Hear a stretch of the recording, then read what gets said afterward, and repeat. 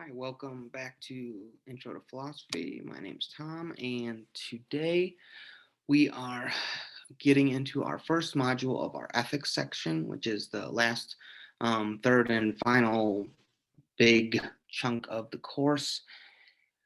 And we are going to start out talking about Kantian ethics.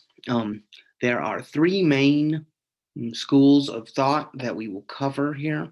One is deontology, which we will cover today, and that actually means the study of obligation, views ethics in terms of our intentions and our sense of ethical obligation, kind of principles that we adhere to when we do act ethically or unethically. And the second main school is consequentialism, which views actions as right or wrong in terms of the consequences they produce. And then the third and kind of final main school that we'll talk about is virtue ethics, which views ethics in terms of moral character. So they're less concerned with particular actions and more concerned with living a good life as a whole, right? Being a good person. So let me say a couple things about the study of ethics and this topic itself in a broad sense, and then I will talk about deontology in particular and talk about the text, Kant's text, Groundwork for the Metaphysics of Morals. So ethics falls under what would be called practical philosophy. It's concerned with our practical endeavors, what we do, rather than just what we think. When it comes, what we've been talking about so far is metaphysics and epistemology. They're both in terms considered theoretical philosophy, right? And those disciplines, we're trying to ascertain the way the world is, right? So we're really concerned kind of with our relation to the world receptively, right? There are facts, there are objects out in the world, and then we want the way we think about them to match up to the way they are, right? So we want a clear and concise way in which the world kind of comes in, right? The way in which we take it in.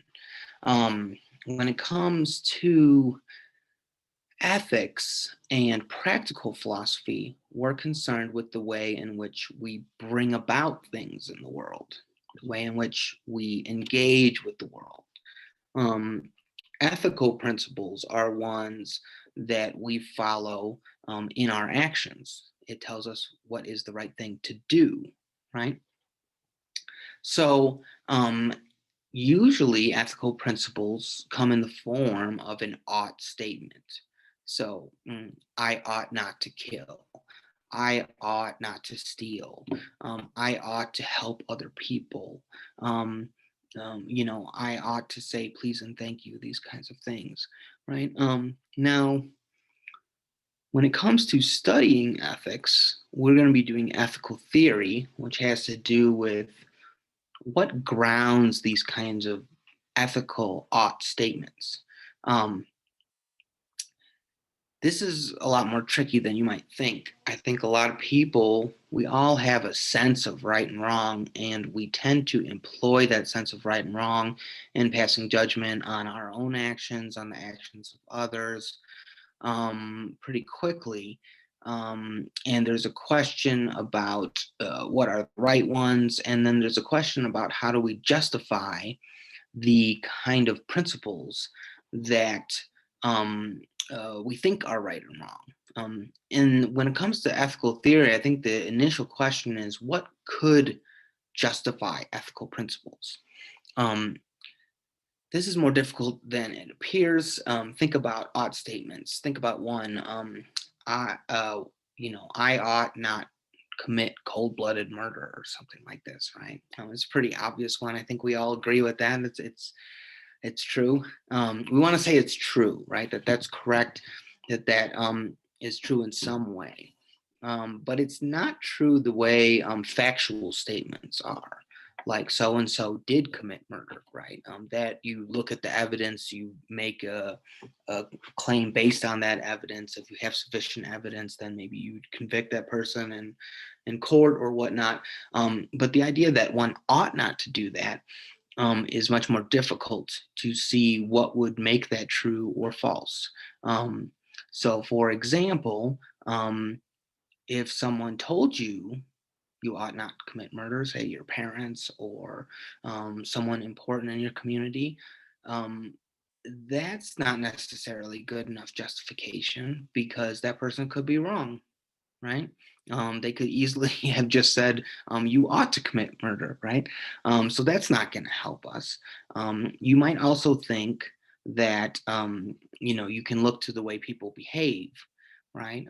But you could be in a community where people are very murderous and violent, right? And just because people behave that way doesn't make it right.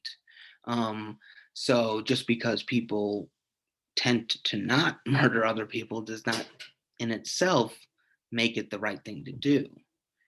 Um, so it doesn't confirm or deny the statement that one ought not to murder, right? And then also, I think you'll have the same, although, something like divine command theory is well known, the idea that God says you ought not commit murder is in and of itself does not quite explain why it's an ethical principle. Um, there's a question about, where did you hear it, right? Which book did you read it from? Is it the right one? Are you interpreting it in the right sort of way? All these kinds of things still call into question the justification for it, right? Odd statements function differently than facts. And so ethical theory is really concerned with how we could go about grounding ethical statements. Things like, I ought not commit murder, one ought not steal, these kinds of things. So the first theory we'll look at is deontology, and we'll look at Kant's deontology. Kant thinks that the reason what grounds our ethical principles, things like I ought not commit murder, is they're grounded in reason itself. And basically, he has this, what would you say, caveat of universality. He thinks things like murder, stealing, lying cannot function as rules. They can only function as the exception to the rule. And that comes from, that's kind of logically speaking. And then based on that, we can start to discern what our moral principles are. So, as I mentioned, let's turn to the text here. In the Groundwork for Metaphysics of Morals, Kant is a deontologist, meaning he's concerned about our morality in terms of our sense of obligation. And so he starts off by making this claim that the only truly good thing in the world is a good will. And why does he say this? Well, he thinks that other things that are considered to be good are always good with qualification, right? So just think about random good stuff, right? A good cheeseburger is good. A nice shirt is good. I don't know, a nice house is good or whatever. These things are good, but they're good with qualification, right? A cheeseburger is not good if you eat a dozen of them in a sitting, right? Um, you know, uh, I don't know, all these kinds of things. A nice house can be not good if, I don't know, it houses bad people or something. You know what I mean? Things can be used for evil, good things. And so Kant makes a number of claims to try to bolster this claim, a number of points here. One thing that people tend to think is good are virtues, right? Honesty, courage, these kinds of things. And Kant says that actually all these things can be used to make someone really good at being bad. basically. And I like the example of something like a very cunning criminal, right? All the virtues for a criminally minded individual just make them a better criminal, right? So you can think of an assassin that has courage and patience and is intelligent, just makes them better at killing people, right? Uh, so, or someone who's selling drugs or something like this, right? All those virtues just make them better at doing that thing. So he thinks the virtues need qualification. um, they're not good in and of themselves. um, he also thinks that abilities are not really good in and of themselves, abilities in general. And the point he makes here is that you can take a person who lacks a number of abilities, and it does not seem to change our intuitions about their moral character, right? If a person becomes disabled and they're less able to help other people, we don't think that they're a bad person, right? If a person lives alone and far up on, a mountaintop, and they don't interact with a lot of people, we don't think that that takes away from their moral goodness because they're not available to help other people or whatnot. So he thinks that abilities don't really track our intuitions as far as someone being moral or immoral. And the third point here is um, is a little bit more difficult here. He says the rational use of the will is necessary to be ethical, right? So he thinks the only thing good in and of itself is goodwill. And part of this has to do with the fact that you need a will to even be evaluated for being ethical or unethical, right? And the best example for this is that morality has to do with responsibility, right? It has to do with you doing something of your own will. We tend not to be judged based on things that happen by accident, right? And so he thinks this all points to the idea that the will is kind of the real central focus of ethics, right? And that's what our study should be focused on, right?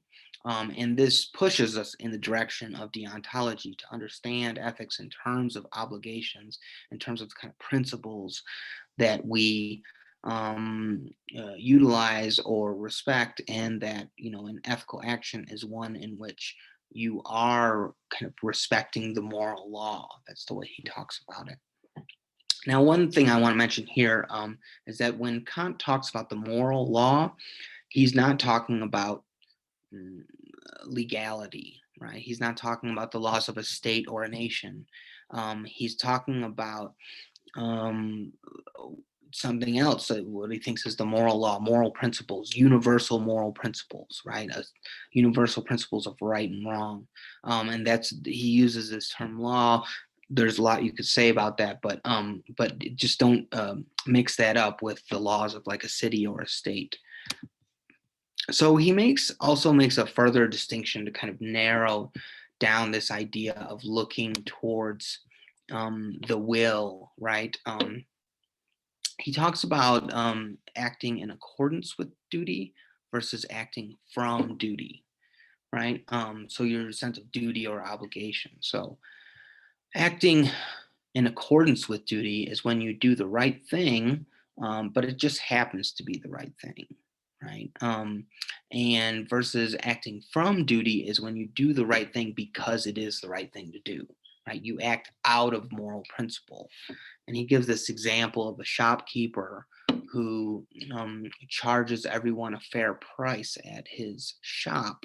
But of course, Kant points out that the reason why he does this is because he wants to make money, right? So here, his own self-interest and kind of being honest or having a certain kind of integrity coincide. But he thinks that the shopkeeper is not really acting out of any kind of moral sense of duty.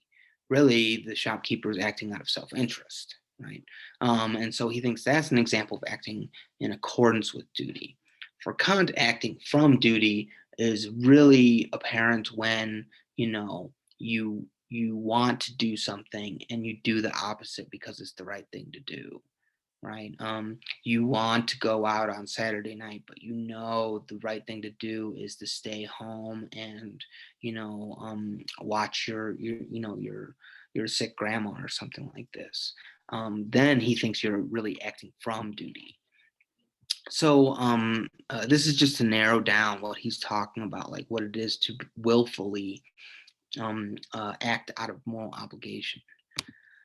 So um, now that we've kind of whittled this down to what he thinks, a moral action really looks like in terms of acting out of obligation, the question is, well, what principles should we be respecting? Like, how do we know what the right thing to do is? We know what it looks like to do the right thing, but we don't know what the right thing to do is. So this is to discern our moral principles. He uses what he calls the categorical imperative, right? And the categorical imperative is that one should act only in such a way that your maxim, which is an old term for policy or rule, can be made a universal law. Right. So this is a test of the universalizability of any policy or rule. Right.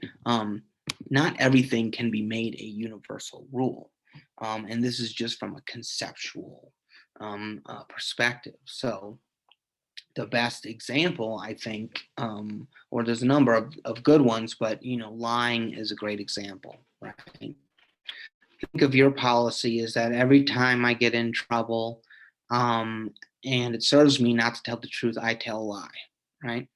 Now make that a universal policy, meaning make it everyone's policy. Just thinking about it, right?